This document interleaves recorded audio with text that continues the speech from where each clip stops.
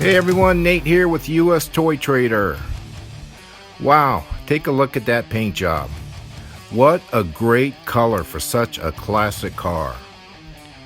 You know, we're looking at a 1967 Chevy Camaro. It has a Chevy 454 big block and a V8 with the Holley 770 H4 barrel carburetor vacuum secondaries. It's a 700R4 automatic transmission.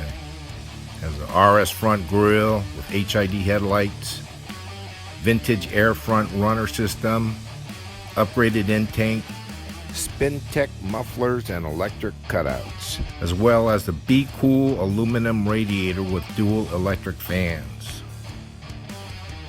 Wow, did you notice the shaved door handles? Look at the sleek bodywork, that is just amazing. Got to give a big shout out to Venom Classics. Those guys are out there in Mesa, Arizona, and they really know what they're doing.